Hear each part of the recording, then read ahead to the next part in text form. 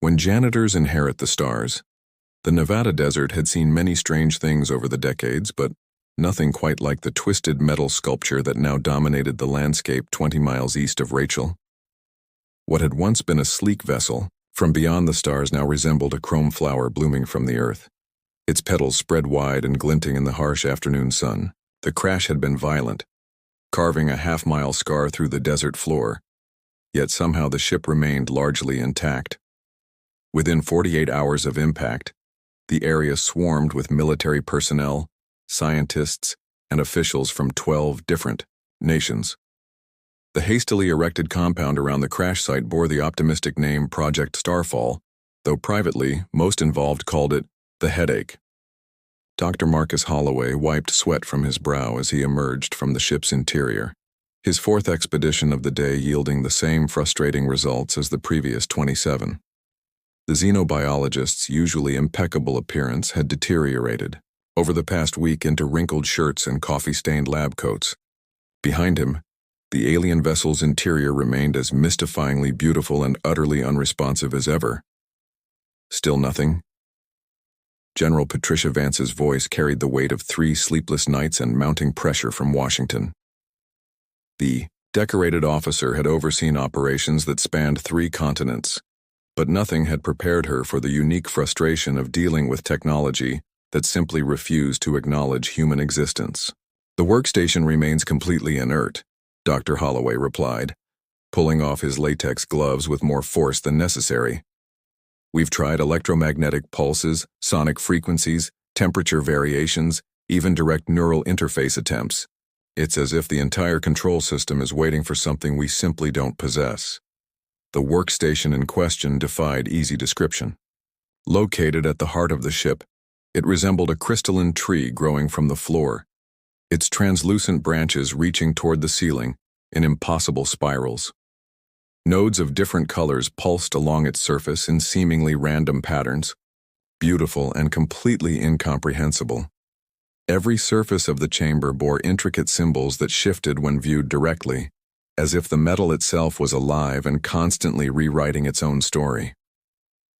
Professor Yuki Tanaka approached the group, her tablet displaying yet another set of inconclusive readings. The renowned linguist from Tokyo University had been working around the clock to decode the alien symbols, but they seemed to exist in a state of constant flux. I've identified what might be 17 different symbolic systems, she reported, but they appear to shift contextually. It's as if the language adapts to the observer. Or the observer isn't the right species, added Dr. Dmitry Petrov, the Russian theoretical physicist whose beard had grown wild over the past week. His bloodshot eyes reflected the same exhaustion they all felt. Perhaps this technology requires a specific genetic trigger, something our species simply lacks. General Vance nodded grimly. The pressure from above had been increasing daily. World leaders wanted results, wanted to understand the implications of humanity's first contact with alien intelligence. Instead, they had a very expensive, very mysterious paperweight that had cost 3 nations their entire yearly science budgets. The president wants another briefing tomorrow, the general continued. I need something more substantial than it's still not working. As the team dispersed for another attempt at rest, none of them noticed the figure pushing an industrial mop bucket across the compound's outer courtyard. Night shift workers were invisible to most people during the day, especially to exhausted scientists and frustrated military officials. Jasper Martinez had been working the graveyard shift at the hastily constructed facility for 6 days now, and he loved every minute of it. Sure, it was just mopping floors and emptying trash cans, but he was mopping floors and emptying trash cans next to an actual alien spaceship.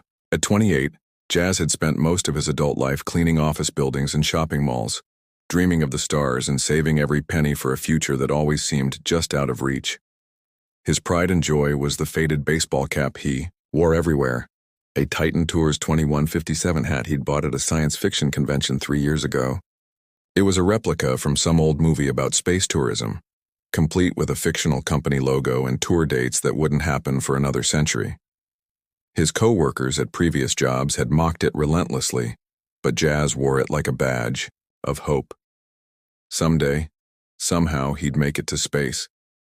The hat reminded him to keep dreaming. Tonight, like every night this week, Jazz worked alone in the compound after the day shift researchers had gone to rest. The alien ship fascinated him. He'd sneak glances through the windows of the analysis chambers, watching the scientists puzzle over their mysterious discovery. The workstation particularly captured his imagination. It looked like something from his favorite science fiction shows, all crystals and flowing lines that seemed to dance with inner light. Around 2 a.m., during his usual route through the ship's accessible areas, Jazz noticed something different. The usual complement of guards wasn't at their posts.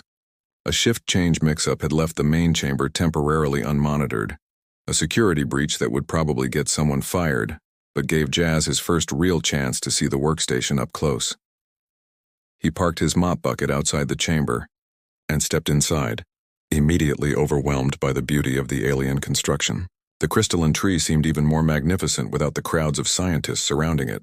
Colors flowed through its branches like captured lightning, and the walls themselves seemed to hum with barely contained energy. Man, if I could just touch something like this once, Jazz whispered to himself, approaching the central console with the reverence of a pilgrim entering a sacred space. Just to say I did. He reached out tentatively, his fingers barely brushing the smooth surface of one of the crystal nodes. The universe exploded into light. Sirens wailed throughout the compound as every surface in the chamber blazed with brilliant illumination. The workstation's branches began moving, unfurling like the petals of some impossible flower. Holographic displays materialized in the air, showing star charts, technical diagrams, and symbols that wrote themselves across the walls in flowing script. Jazz stumbled backward, his heart hammering, as a melodious voice filled the chamber. It spoke in perfect, unaccented English, as if the ship had been waiting his entire life to have this conversation. Greetings, maintenance technician of the Titan Collective. Identity confirmed. Custodial prime designation active. Welcome back to Duty Station Preservation Unit 7. What the hell? Jazz started, but the voice continued. Genetic markers verified. Hereditary maintenance clearance accepted. Please state your preferred operational parameters for this shift. The chamber filled with armed soldiers within 30 seconds, followed immediately by the scientists and General Vance. They found Jazz standing in the center of a light show that had transformed the alien workstation into something resembling a command center from humanity's most optimistic science fiction dreams. Dr. Holloway stared in amazement as holographic displays showed technical readouts that were clearly responding to Jazz's presence.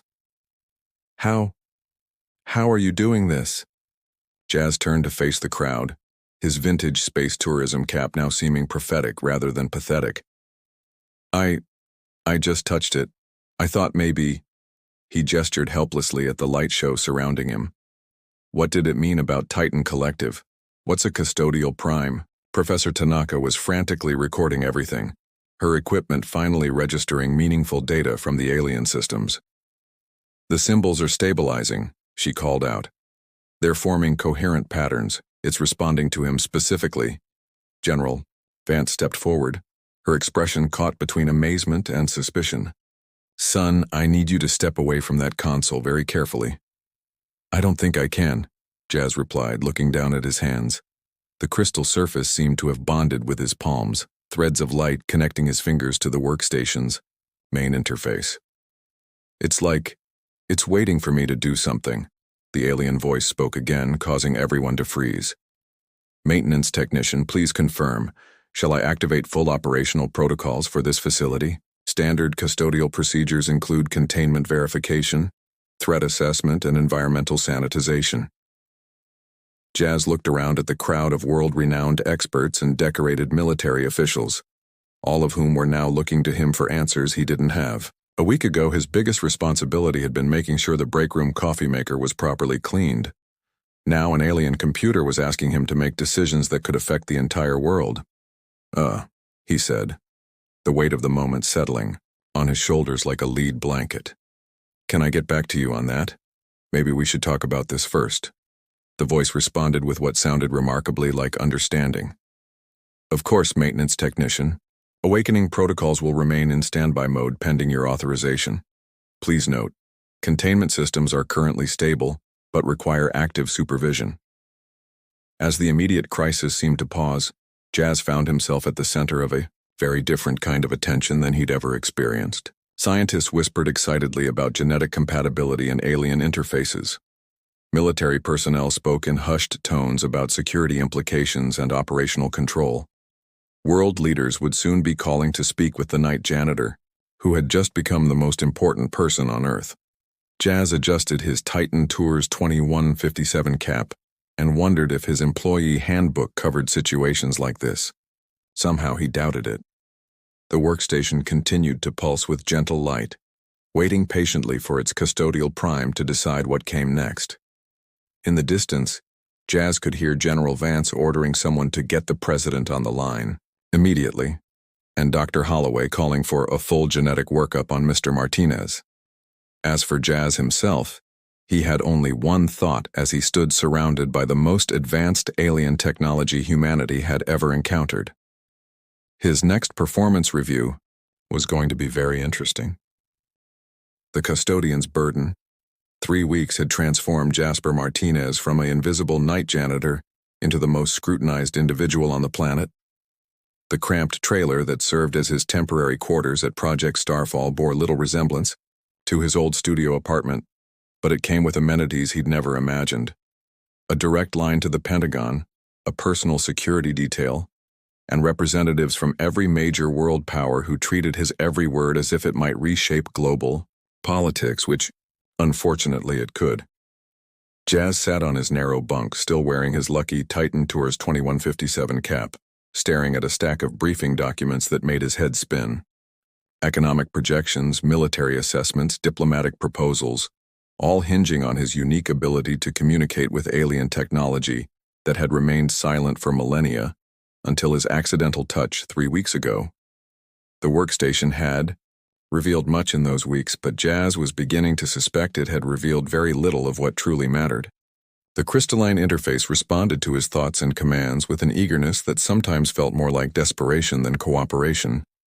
It had shown him star charts spanning galaxies, technical manuals for technologies that wouldn't be invented for centuries, and historical records of the Titan Collective, his ancestors, apparently, who had served as maintenance workers for a vast interstellar civilization. The picture painted by these records was oddly comforting. The Titans weren't conquerors or explorers in the traditional sense. They were custodians on a cosmic scale, traveling between worlds to maintain the infrastructure of spacefaring civilizations. They fixed broken equipment, cleaned up environmental disasters, and ensured that the complex machinery of interstellar society continued to function smoothly. It was, Jazz reflected with dark humor, the most elaborate janitorial service in the universe. But tonight felt different. As Jazz prepared for his regular session with the workstation, he noticed new indicators appearing on the holographic displays, warning symbols that pulsed with urgent amber light. The alien voice that had become his constant companion over the past week seemed more subdued than usual. Maintenance Technician Martinez, it began as Jazz entered the chamber. I must inform you of a developing situation that requires immediate attention. Dr. Holloway and General Vance flanked Jazz as they had every evening, though their dynamic had shifted considerably.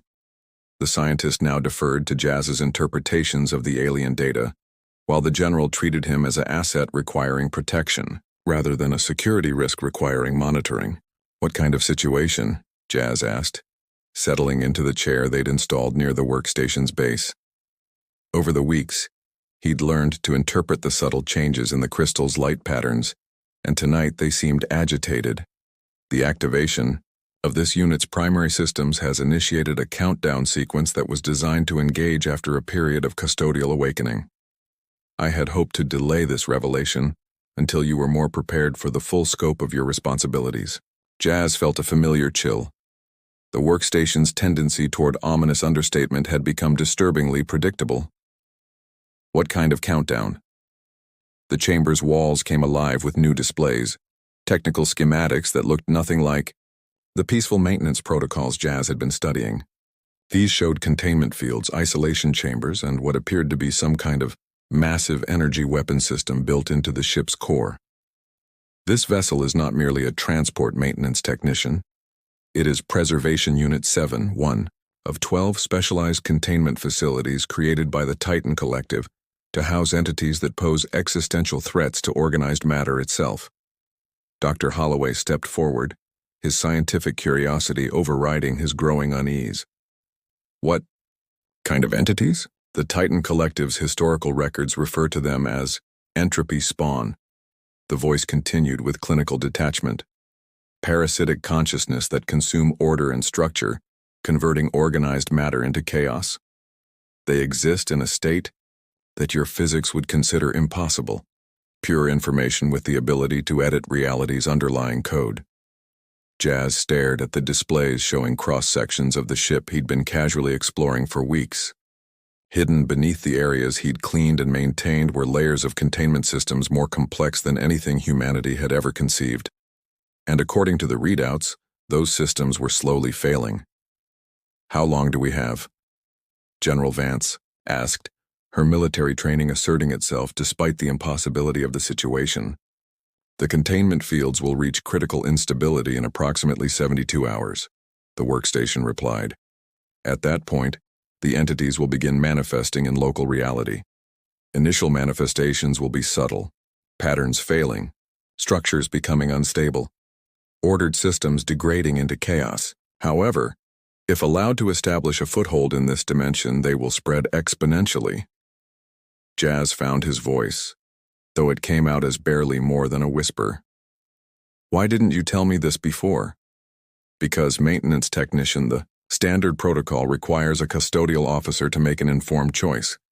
You could have chosen to abandon this facility and allow it to drift in space indefinitely. Many Titan custodians selected that option when faced with containment breaches. It was considered an acceptable solution. Acceptable? Dr. Holloway's voice cracked slightly. You're talking about entities that could destroy civilization, and abandoning them was considered acceptable? The Titan Collective served many worlds, Dr. Holloway. Occasionally, sacrifices were necessary to preserve the greater whole. However, this facility crashed on an inhabited world which presents complications. Jazz stood up abruptly, pacing to the chamber's far wall where alien symbols continued their eternal dance across the metal surface. The weight of the revelation settled on him like a physical force. He'd spent 3 weeks believing he'd won some kind of cosmic lottery, becoming humanity's first ambassador to the stars. Instead, he'd inherited the universe's most dangerous janitor job. What happens if I try to fix the containment? He asked. The process would require you to interface directly with the containment systems. The probability of survival for a Titan custodian during such an operation is approximately 43%. For a hybrid like yourself, with incomplete genetic compatibility, the probability decreases significantly. General Vance stepped forward. What about evacuation? If we can't fix this thing, can we at least get people away from the blast zone? The entropy spawn do not affect matter in the way your weapons do, General. They corrupt the fundamental rules that govern reality in a localized area. If they achieve critical mass, the effect will propagate at approximately the speed of light until they encounter a boundary condition they cannot corrupt. Which would be what? Dr. Holloway asked, though his expression suggested he already suspected. The answer, unknown.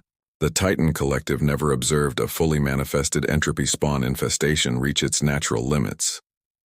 Jazz turned back to face the workstation, his reflection fragmented across its crystalline surfaces.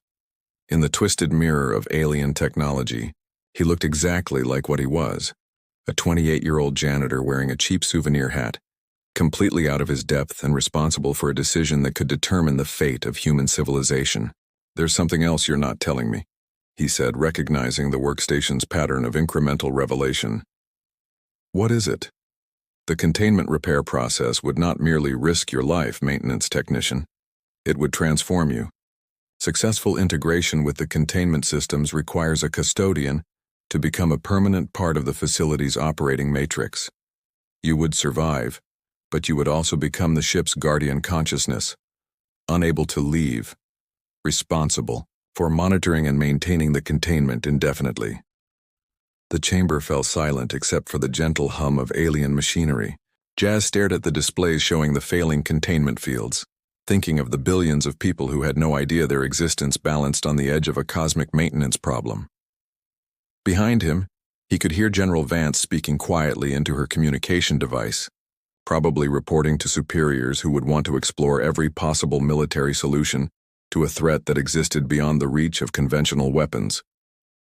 Dr. Holloway was frantically taking notes, his scientific mind trying to find some alternative that didn't require a former janitor to sacrifice himself to save the world.